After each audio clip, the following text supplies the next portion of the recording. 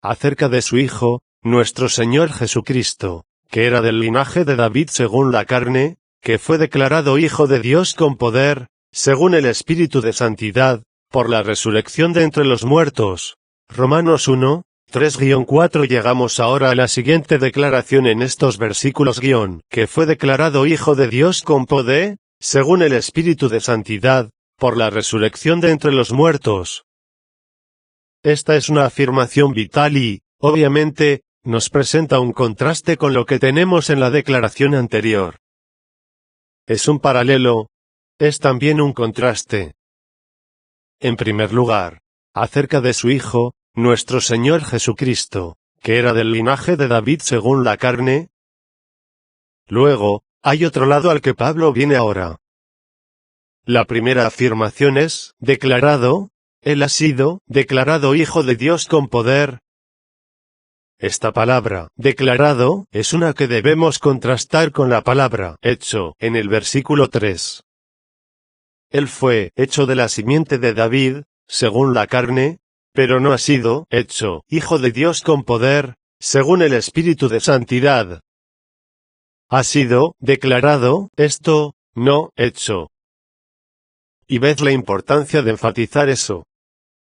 Él comenzó a ser de la simiente de David, según la carne, pero nunca comenzó a ser el Hijo de Dios, porque Él siempre lo fue. Muestra una vez más la importancia vital de prestar atención a cada palabra, mientras lees o tratas de estudiar las Escrituras. Este hecho acerca de Cristo no es algo nuevo en la historia. Esto es algo que siempre ha sido. Pero aquí se dice algo al respecto, que ha sido declarado Hijo de Dios con poder. ¿Qué significa esto?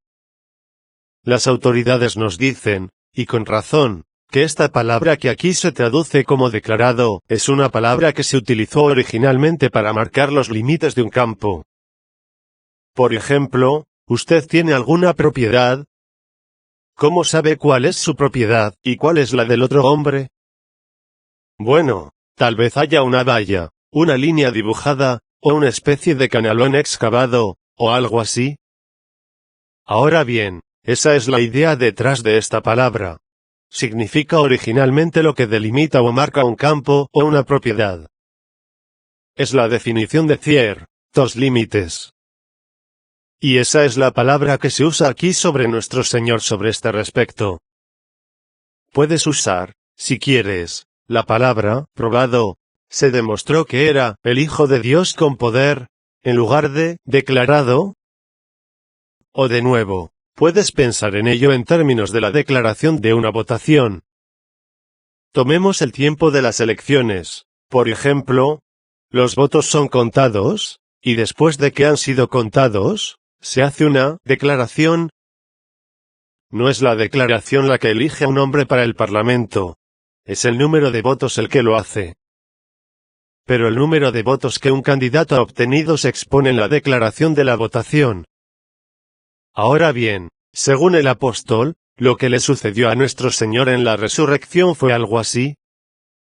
Él no fue hecho Hijo de Dios por la resurrección, sino que fue declarado Hijo de Dios por ella. Es una declaración. Es una proclamación. Es algo que se define, se declara claramente, se delimita, se expone, de una manera perfectamente clara. Pero ahora, debemos tener cuidado, mientras decimos todo eso, de observar que lo que estamos diciendo es esto, lo que está sucediendo en la resurrección es que Él es declarado de esta manera para que nosotros podamos saber. Él solo es definido en lo que a nosotros concierne. Él estuvo aquí en la tierra entre los hombres, y el apóstol nos dice en 1 de Corintios, que los príncipes de este mundo no lo conocieron. No lo reconocieron, a causa de la caída. Pero aquí dice, con referencia a nuestro conocimiento de Él, que una declaración, una definición, ha sido hecha y dada. Así que ahí está nuestra primera palabra, la palabra declarado, que contrastamos con hecho.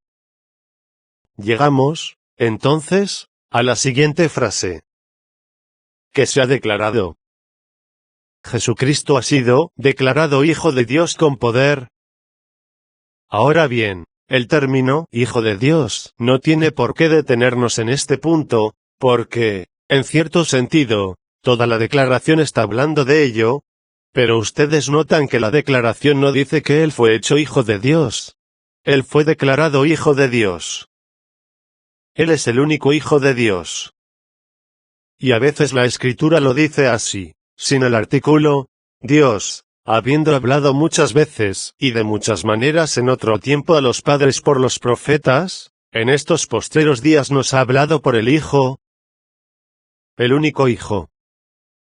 Y lo mismo está implícito aquí, el Hijo de Dios. Pero lo que es realmente interesante es esta afirmación, con poder. Hemos comenzado diciendo que Él es el Hijo de Dios. El Evangelio se refiere a su Hijo, el Hijo eterno, que se hizo de la simiente de David, según la carne, pero ahora Él es declarado Hijo de Dios con poder. ¿Qué es esta expresión, con poder? Hay muchos que han pensado que esta es una expresión que califica la declaración. Dicen que significa que Él fue declarado de una manera muy poderosa el Hijo de Dios. Pero seguramente eso no es lo que el apóstol está diciendo. Ese punto de vista no hace justicia al contraste entre esta declaración y la declaración del versículo anterior. Y en todo caso, lo que el apóstol se preocupa por decir no es tanto que nuestro Señor fue declarado Hijo de Dios de una manera poderosa, sino que fue declarado categórica y absolutamente Hijo de Dios. Y obviamente eso debe ser poderoso, así que no es necesario decir que fue dicho de una manera poderosa. ¿Qué significa entonces? Les sugiero que lo que está diciendo es esto, que el Señor Jesucristo en la resurrección fue declarado Hijo de Dios con poder. Él era el Hijo de Dios antes. Él es siempre Hijo de Dios. Él era Hijo de Dios antes de la encarnación, y desde toda la eternidad. Nunca ha sido otra cosa que Hijo de Dios. Él estaba con el Padre en el principio. No hay variación en eso. ¿Dónde está entonces la variación? Usted ve, es en la forma que Él asume, y lo que se nos ha dicho en el versículo 3 es que cuando Él vino a este mundo no vino como el Hijo de Dios con poder. No. Vino como un bebé indefenso. Usted ve la importancia de mantener este paralelismo a la vista.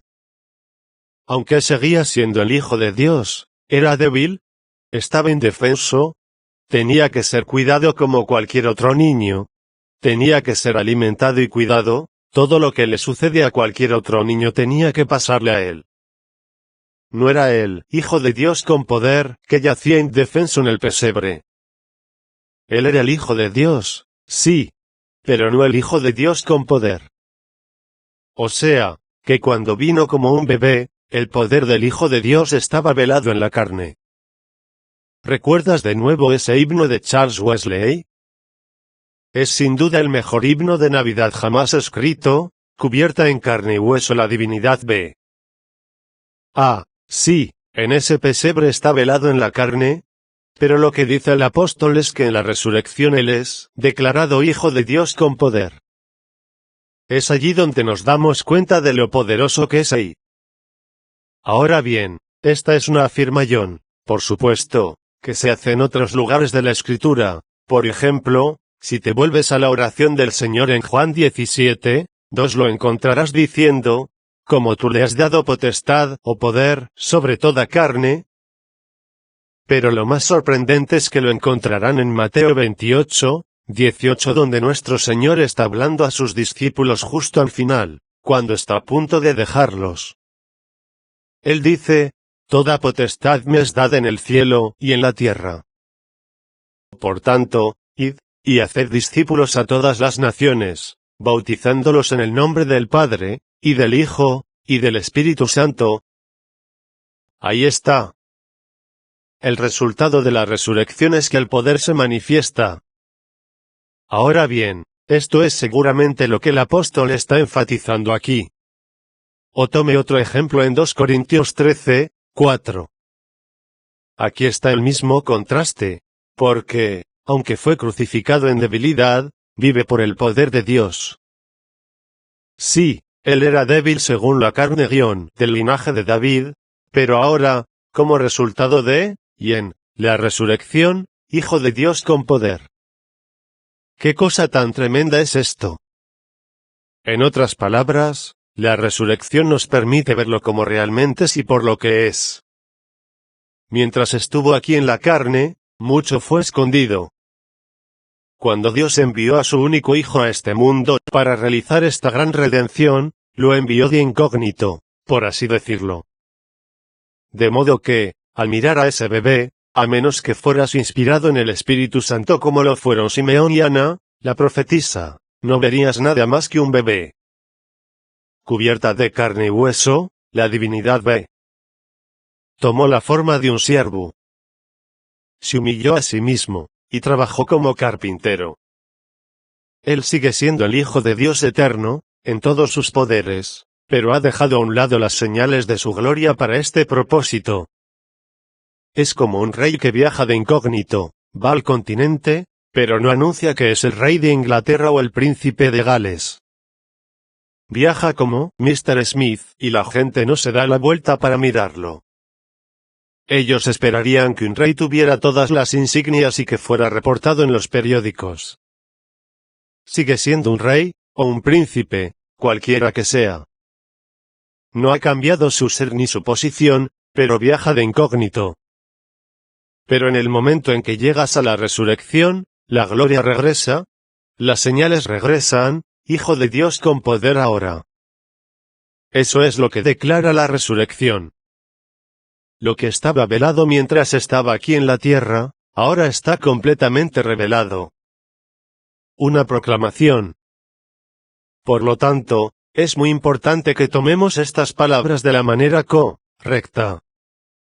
No es una mera descripción del poder de la resurrección. Por supuesto, el poder de la resurrección es el poder de Dios mismo, pero ese no es el propósito inmediato del apóstol. Lo que está contrastando aquí es la forma de un siervo y la forma de Dios. Un siervo que aparentemente no tiene ningún poder en absoluto, y por eso es un tropiezo para los judíos, que dijeron, ¿cómo puede ser ese el Mesías? Ellos lo tomaron, lo arrestaron y condenaron, y le crucificaron en debilidad. ¿Cómo puede ser ese el Mesías? La debilidad era la ofensa, pero ahora, Hijo de Dios con poder. Pasemos ahora a la siguiente frase, declarado Hijo de Dios con poder, según el Espíritu de Santidad. He aquí otra frase difícil. Y aquí de nuevo ha habido muy a menudo una gran confusión. Es un término muy interesante, según el Espíritu de Santidad. Es la única vez en el Nuevo Testamento que se usa este término. Así que debemos tener cuidado, por lo tanto, de observar que dice el Espíritu de Santidad, y no el Espíritu Santo, por la muy buena razón de que el término Espíritu Santo está reservado para la tercera persona bendita en la Santísima Trinidad. Pero aún así el énfasis está en el Espíritu, un Espíritu que es santo. Un Espíritu de Santidad significa realmente un Espíritu Santo, no el Espíritu Santo, no una persona, sino un Espíritu que es santo. Ahora bien, nos preguntamos, ¿qué significa esto?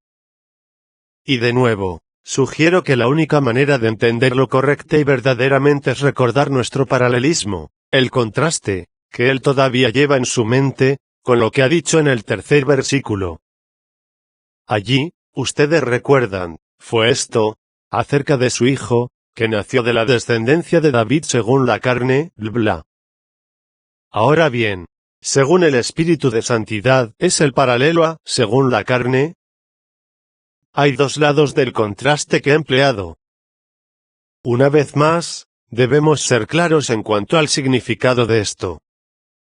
Hay quienes dirían que significa la obra del Espíritu Santo en la resurrección, para la cual no hay realmente evidencia bíblica como tal. Otros dirían que es después de la resurrección de nuestro Señor, que Él envió al Espíritu Santo el día de Pentecostés, lo cual es, por supuesto, perfectamente cierto. Pero si esto significa eso aquí, bien, entonces nuestro paralelismo ha desaparecido, y el contraste que el apóstol está elaborando ha dejado de existir. Así que rechazo ambas explicaciones porque sugiero que significa otra cosa. Cada vez que se llega a una declaración difícil como esta, lo primero que hay que hacer es preguntarse si se sabe algo similar a lo que dicen las Escrituras. ¿Hay algo dicho en alguna otra parte de las Escrituras acerca de la resurrección del Señor Jesucristo que de alguna manera se aproxime a esta declaración en particular? Y en el momento en que haces esa pregunta, encuentras que por supuesto que sí, y lo descubres en el Salmo 16, versículo 10, porque no dejarás mi alma en el Seol, ni permitirás que tu santo vea corrupción. Ese es un salmo escrito por David, y si lo tomas en su valor nominal pensarías que David está escribiendo sobre sí mismo. Pero David no está haciendo eso. David está allí actuando como un profeta y profetizando sobre alguien que está por venir. Ahora bien, esto es lo mismo que el apóstol Pedro dijo en su sermón el día de Pentecostés en Jerusalén, que está registrado en el capítulo 2 de los Hechos. Recuerden cómo expuso ese mismo versículo: varones israelitas. Dijo: oíd estas palabras, Jesús Nazareno, varón aprobado por Dios entre vosotros con las maravillas, prodigios y señales que Dios hizo entre vosotros por medio de él, como vosotros mismos sabéis. A este, entregado por el determinado consejo y anticipado conocimiento de Dios, prendisteis y matasteis por manos de inicuos, crucificándole, al cual Dios levantó, sueltos los dolores de la muerte, por cuanto era imposible que fuese retenido por ella. Porque David dice de él: veía al Señor siempre delante de mí, porque está a mi diestra, no seré conmovido. Y entonces comienza a predicar, expone y dice: varones hermanos, se os puede decir libremente del patriarca David, que murió y fue sepultado, y su sepulcro está con nosotros hasta el día de hoy. Así que obviamente David no estaba hablando de sí mismo. Pero siendo profeta, y sabiendo que con juramento Dios le había jurado que de su descendencia, en cuanto a la carne, levantaría al Cristo para que se sentase en su trono, viéndolo antes, habló de la resurrección de Cristo. Así que lo que el apóstol Pablo está haciendo en este versículo, que estamos considerando, es poner en un solo versículo lo que Pedro en su sermón dijo en una forma más extendida en el día de Pentecostés. Es exactamente lo mismo. Así que debemos aferrarnos a esto. Entonces usted encontrará que el apóstol Pablo hace uso de exactamente la misma cosa en su sermón en Antioquía en Pisidia, que está registrado en Hechos 13:35, 36. Él vuelve a tomar las Escrituras y las expone, y dice: por eso dice también en otro salmo: no permitirás que tu santo vea corrupción. Notarás la palabra santo. Porque a la verdad David, habiendo servido a su propia generación según la voluntad de Dios, durmió, y fue reunido con sus padres, y vio corrupción. Mas aquel a quien Dios levantó, no vio corrupción. Es exactamente lo mismo que el apóstol Pedro decía el día de Pentecostés. Esto seguramente nos da una pista. ¿No es así? Sobre cómo debemos exponer esta frase, según el Espíritu de Santidad. Pero también tengo otras pruebas, que considero de extrema importancia. En 1 Pedro capítulo 3, versículo 18 tenemos una declaración muy interesante, porque también Cristo padeció una sola vez por los pecados, el justo por los injustos, para llevarnos a Dios. Ahora vean esto, siendo a la verdad muerto en la carne, pero vivificado en espíritu. Él fue muerto en la carne, pero vivificado en el espíritu. ¿Ves el contraste? Lo que pasó en la carne y lo que pasó en el espíritu. El mismo contraste que tenemos en nuestro versículo.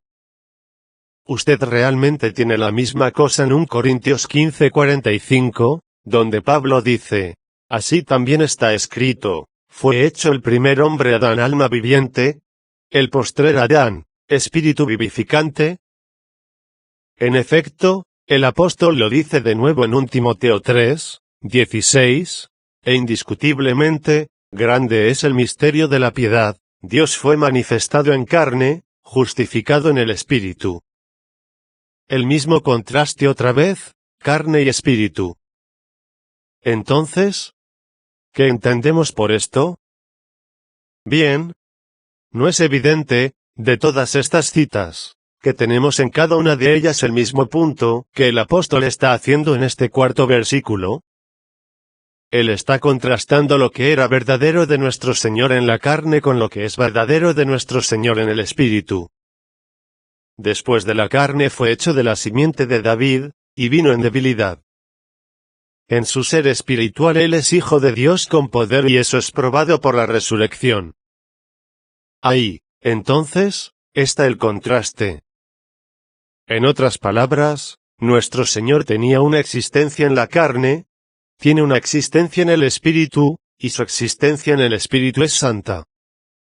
Incluso mientras estuvo aquí, el Espíritu que estaba en él era santo, es el Espíritu de santidad. ¿Ahora ves lo que Pablo quiere decir?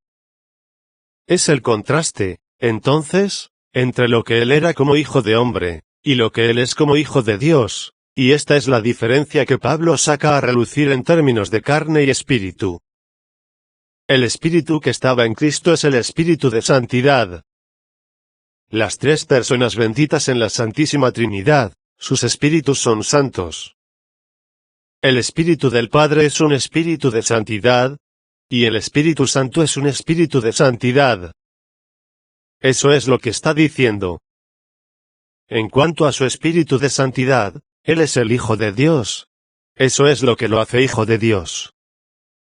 O, si quieren, porque Él es el Hijo eterno de Dios, la parte espiritual de Él es santa. Así que, como verán, el paralelismo funciona perfectamente.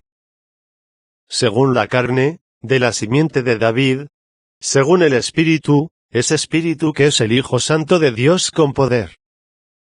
En cierto modo, el ángel que fue a María al principio lo dijo todo con estas palabras: el Espíritu Santo vendrá sobre ti, y el poder del Altísimo te cubrirá con su sombra.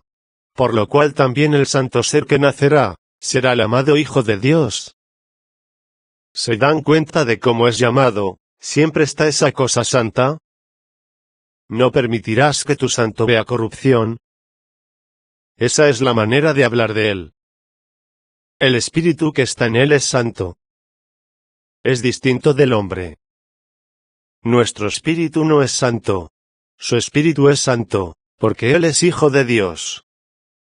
Así que hay un contraste perfecto entre lo que él era como la simiente de David, y lo que él es como Hijo de Dios. Esto a su vez nos lleva a nuestra última declaración, que es que todo esto ha sido declarado por la resurrección de entre los muertos. Y aún aquí hay una dificultad.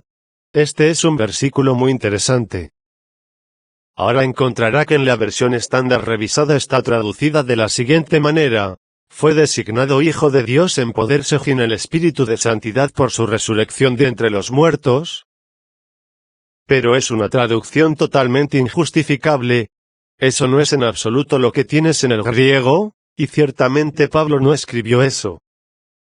Es la interpretación de los traductores más que una buena traducción. No. Lo que dice el apóstol es declarado Hijo de Dios con poder, según el Espíritu de santidad, por la resurrección de entre los muertos. Esa es la traducción que encontrarás al margen de algunas Biblias. Él no dice que fue declarado Hijo de Dios con poder por la resurrección de entre los muertos. Él no dice eso. Él dice que es por una resurrección de personas muertas. Otra traducción sería esta: por la resurrección de los muertos. Lo pone deliberadamente en esa forma. Está en plural. No es singular. Él dice que ha sido hecho por una resurrección, como la de las personas muertas cuando resucitan. Esa es otra traducción, y está en plural. ¿Qué significa esto? Bueno, de nuevo, esto es algo que, debido a que presenta una dificultad, requiere que te hagas la siguiente pregunta: ¿hay algo así en cualquier otro lugar en relación con la resurrección de nuestro Señor? Puedes, si quieres, ver la resurrección de nuestro Señor como un acontecimiento aislado, pero hay otra y mejor manera de verlo, y es esta: considerarlo como el primero de mucho. Él se levantó, sí, y otros van a levantarse. Resucitaremos porque Él resucitó. Él ha inaugurado una resurrección de entre los muertos, y eso es lo que se encuentra en las Escrituras. Escuchen a Pablo diciéndolo, por ejemplo, en Hechos 26, 23, que el Cristo había de padecer, y ser el primero de la resurrección de los muertos, para anunciar luz al pueblo y a los gentiles. Y porque Él es el primero implica que hay otros que seguirán. Y tú y yo estamos entre ellos. Está resucitando de entre los muertos de los cuales Él es el primero. Eso es lo que Pablo está diciendo. Así que en vez de decir su resurrección de entre los muertos, usa la frase, por una resurrección de entre los muertos, o una resurrección de personas muertas, y Él es el primero. Usted encuentra esto de nuevo en Romanos capítulo 8, en la misma epístola que estamos estudiando, donde se nos dice, para que Él sea el primogénito entre muchos hermanos. Y me alegro de que el apóstol lo haya puesto en esta forma. Pablo pone aquí la resurrección de nuestro Señor de tal manera, que incluye mi resurrección con ella. No la aísla simplemente. Nosotros, todos los que somos cristianos, estamos involucrados en ello. Es esta gran resurrección la que Él ha provocado. Pero de nuevo en Colosenses 1:18 es aún más explícito, y Él es la cabeza del cuerpo que es la Iglesia, Él que es el principio, el primogénito de entre los muertos. Así que lo que el apóstol está diciendo es que es la resurrección de nuestro Señor, pero es la primera de las muchas que Él ha inaugurado. Por lo tanto, esto es algo que reviste una importancia absolutamente primordial. ¿Recuerdas a Pablo predicando en Atenas? Está registrado en una especie de sinopsis en el capítulo 17 de Hechos. Pablo termina su declaración diciendo esto: Dios, ahora manda a todos los hombres en todo lugar, que se arrepientan. ¿Por qué? Por cuanto ha establecido un día en el cual juzgará al mundo con justicia, por aquel varón a quien designó, dando fe a todos con haberle levantado de los muertos. Esa es la garantía. Esa es la prueba que Él ha dado de que éste será el juez. Le ha levantado de los muertos. Esa es la demostración, y eso es lo que Pablo está diciendo realmente aquí. Y, como ven, es por eso que estos primeros apóstoles, cuando iban por ahí predicaban, se nos dice, Jesús y la resurrección. Fue porque Pablo estaba predicando Jesús y la resurrección, que esta gente inteligente en Atenas dijo, apóstrofo 2, ¿qué dirá este charlatán? ¿Cuál es esta nueva doctrina que él está exponiendo? ¿Qué clase de Dios está tratando de describirnos? Porque, dice Lucas, él predicó a Jesús y la resurrección. Esa fue la primera predicación. Fueron a todas partes y predicaron el hecho de que Jesús, el carpintero de Nazaret, había resucitado de entre los muertos, y por eso se demostró que era el Hijo de Dios y el Mesías. Pablo, por lo tanto, lo pone aquí en esta sinopsis de doctrina al principio de la epístola a los romanos. Él dice en efecto, ¿de qué voy a escribir? Estoy escribiendo sobre esto, el Hijo de Dios que se convirtió en Hijo de hombre, y fue crucificado en debilidad, fue entonces resucitado y declarado Hijo de Dios con poder por la resurrección de entre los muertos. Porque es importante. Yo sugiero por dos razones principales. Primero, la resurrección corrobora todas las afirmaciones que él hizo de sí mismo. Él le afirmó ser el Hijo de Dios. La resurrección prueba que él lo es. No solo eso.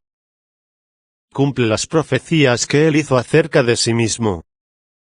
En el segundo capítulo de Juan leemos, que un día dijo en respuesta a la petición de los judíos de una señal, destruid este templo y en 3 días lo levantaré. y se rieron de él con desprecio. Ellos dijeron, «Fantástico, aquí hay un hombre que dice que si destruyes este templo, señalando el templo de Jerusalén, y puede levantarlo en 3 días». ¡Qué declaración tan ridícula! ¿Cuántos años ha tomado construir el templo, y este hombre dice que lo construirá en 3 días? Fue su ceguera espiritual lo que les hizo malinterpretarlo, porque como nos dice el mismo Juan, mas él hablaba del templo de su cuerpo. Él estaba diciendo que si lo mataban, resucitaría al 3er día. Y lo hizo. Vayan a través de los 4 evangelios. Léanlos y noten que cada vez que eleva a sus discípulos a un lado y les profetiza de su muerte, nunca lo hace sin añadir que va a resucitar. Nunca lo aceptaron, no lo entendieron. Estaban tan horrorizados al pensar en su muerte, que no le escucharon decir que resucitaría. Pero él siempre lo dijo. Y por lo tanto, cuando resucitó, su profecía fue cumplida. Sus palabras fueron verificadas. Sus afirmaciones fueron corroboradas. Esto es, por lo tanto, el mismo cimiento sobre el que se erige todo nuestro evangelio. Si no hubiera habido una resurrección, digo, no habría habido evangelio. Si hubiera permanecido en el sepulcro, nunca habría sido el Hijo de Dios.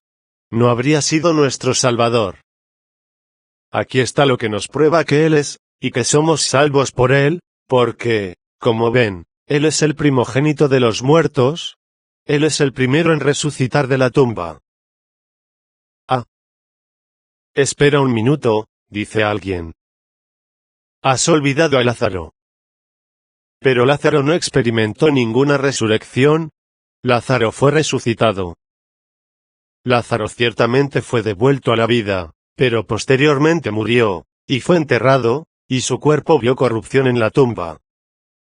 Lázaro no resucitó, simplemente fue devuelto a la vida. Eso no es resurrección. Y lo mismo ocurre con la hija de Jairo. El hijo de la viuda de Naín también estaba muerto. Lo llevaban en un féretro y lo enterraban. ¿Recuerdas? Nuestro Señor se encontró con ellos y les dijo, «Joven, te digo que te levantes», y el joven se sentó, pero eso no fue una resurrección. Y aun cuando volvamos al Antiguo Testamento a los casos de Enoc y de Elías, que no murieron sino que fueron llevados al cielo, eso tampoco es resurrección, porque ellos no vieron la muerte en este sentido. Para que nuestro Señor sea el primero en ser resucitado de entre los muertos, Él es el primogénito de entre los muertos. Él es el primogénito entre muchos hermanos. Y por lo tanto el hecho vital es que esta es la prueba y declaración final de que Él es en verdad el Hijo eterno de Dios. Pero, por último, debo decir unas palabras al respecto, porque ha habido confusión sobre este punto. ¿Cómo declara esto la resurrección? ¿Qué pasó allí exactamente? El punto importante es que nos damos cuenta de que esto no es una declaración en el sentido de que Él fue hecho el Hijo de Dios por la resurrección. Él no se convirtió en el Hijo de Dios, como resultado de la resurrección. Él fue simplemente declarado Hijo de Dios por la resurrección. Eso es lo más importante por la siguiente razón. Ha habido gente, y todavía la hay, desafortunadamente, a la que le gusta sostener que Jesús alcanzó la divinidad. No siempre fue divino, sino porque vivió tan perfectamente en obediencia a Dios, que alcanzó la divinidad. Esto es una contradicción absoluta de lo que el apóstol está diciendo aquí. Él fue hecho de la simiente de David, según la carne. Él no fue hecho el Hijo de Dios con poder por la resurrección, sino declarado ser. ¿En qué sentido? Pues bien, ahora hay que volver al segundo salmo, que es el más importante en este momento, y observar exactamente lo que dice, porque muy a menudo la gente ha sido desviada y realmente llevada al error por una palabra que el salmista usa. Escucha esto, pero yo he puesto mi rey sobre Sión, mi santo monte. Yo publicaré el decreto. Jehová me ha dicho, mi hijo eres tú. Yo te engendré hoy. Aquí, entonces, hay otro salmo que es una profecía, y probamos que es una profecía observando lo que el apóstol Pablo tiene que decir al respecto, otra vez en ese gran sermón en Antioquía en Pisidia en Hechos capítulo 13, versículos 32 y 33. Leemos: y nosotros también os anunciamos el evangelio de aquella promesa hecha a nuestros padres, la cual Dios ha cumplido a los hijos de ellos, a nosotros, resucitando a Jesús. Como está escrito también en el Salmo 2, mi hijo eres tú, yo te he engendrado hoy. Y encontrarán que esa misma declaración se cita 2 veces en Hebreos. Ahora bien, aquí es donde la gente se mete en problemas. Dicen: muy bien, hay una declaración en el Salmo donde Dios dice, yo te engendré hoy, y sin embargo el apóstol Pablo y el autor de la epístola a los Hebreos dicen que esto es una referencia a la resurrección. No significa por lo tanto que él fue engendrado y fue engendrado como el Hijo de Dios en el día de la resurrección, que hasta entonces él era un hombre, pero ahora él llega a ser Hijo de Dios. Yo te he engendrado hoy, ese es el argumento. Pero ahí, me parece, está su grave error, y ahí es donde Romanos 1:4 es tan importante y tan útil. ¿Qué significa esto? ¿Qué es esta declaración? ¿En qué sentido fue declarado Hijo de Dios con poder por la resurrección? Bien, la respuesta de nuevo es ir a las Escrituras, y creo que lo encontrarás todo en la propia declaración de nuestro Señor en Juan 17:5, ahora pues, Padre, glorifícame tú al lado tuyo, con aquella gloria que tuve contigo antes que el mundo fuese. ¿Ves lo que dice? Le está pidiendo a Dios que lo glorifique. Hay un sentido en el cual Él necesita ser glorificado. Lo que Él está pidiendo es que pueda recuperar la gloria que tenía con el Padre antes de que el mundo fuera, pero que la ha dejado de lado para el propósito de la encarnación y la obra salvadora. ¿Ves la idea? Siempre fue Hijo de Dios. Nunca dejó de serlo. Pero no parecía serlo. Él pide la gloria de nuevo, y la ha recuperado. Esta es la declaración que se hace. O de nuevo, usted encuentra lo mismo en Filipenses 2:9-11. El apóstol lo pone allí en esa declaración majestuosa suya, que dice, por lo cual Dios también lo exaltó hasta lo sumo. ¿Quién es Sem?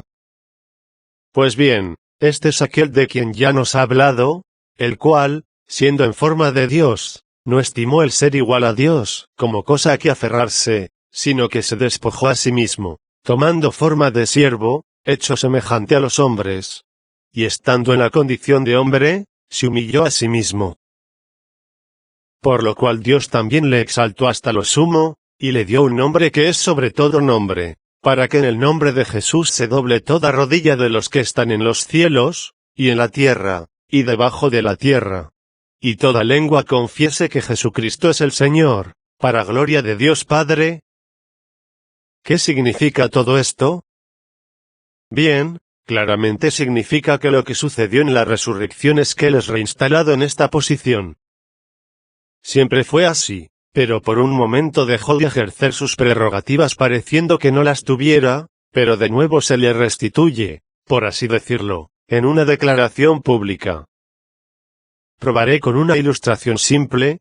No es casi exactamente lo mismo que la mayoría de edad de un heredero. ¿Hay una celebración especial para eso? No.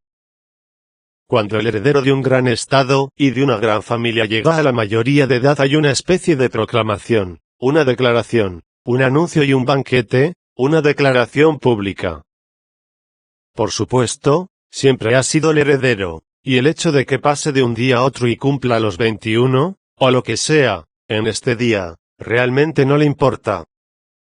Sí, pero es una ocasión formal, y hay una declaración. Eso es lo que sucedió en la resurrección. No fue hecho hijo de Dios. No. Pero Él es presentado otra vez delante de los hombres, y de los ángeles en el cielo, y en la tierra y debajo de la tierra, como el Hijo de Dios con poder, con esta diferencia, que antes de la encarnación Él era Hijo de Dios con poder con toda su gloria, pero Él no era Hijo de hombre entonces. Él es ahora Hijo de hombre e Hijo de Dios. Antes de la encarnación era solo Dios, pero ahora Él ha elevado esta naturaleza humana y a nosotros mismos con Él a la gloria, y ha sido proclamado Hijo de Dios con poder. Dios y hombre, el Dios hombre. Esto es algo nuevo. Ha sido instalado, por así decirlo, como mediador. Ha sido declarado. Ha sido expuesto por una poderosa declaración, una inauguración, si así lo desean. Eso es lo que ocurrió. El apóstol, por tanto, por necesidad, está ansioso y contento de enfatizar esta misma cosa. De modo que cuando Dios mira a Cristo y dice, «Tú eres mi Hijo, yo te engendré hoy», lo que dice es esto: «Este día de la resurrección te inauguro por los siglos de los siglos, como mi Hijo eterno que ha tomado para sí mismo la naturaleza humana, que es el único mediador entre Dios y el hombre, aquel a quien entrego el universo». Él se lo ha dado todo. Para que el Hijo pudiera decir, «Toda potestad me es dada en el cielo y en la tierra». El reino es suyo hasta que la obra sea completada, y entonces Él lo devolverá de nuevo al Padre. Ese es el Evangelio de Dios. Ese es el mensaje de salvación concerniente a su Hijo. ¿Ves el gran alcance de todo esto? Comenzando en gloria, descendiendo a la tierra, yendo a la muerte de la cruz, descendiendo a una tumba, resucitando, ascendiendo, volviendo a la gloria. De la gloria hacia abajo a la profundidad, de nuevo hacia arriba a la gloria. Pablo lo dice todo en estos dos versículos.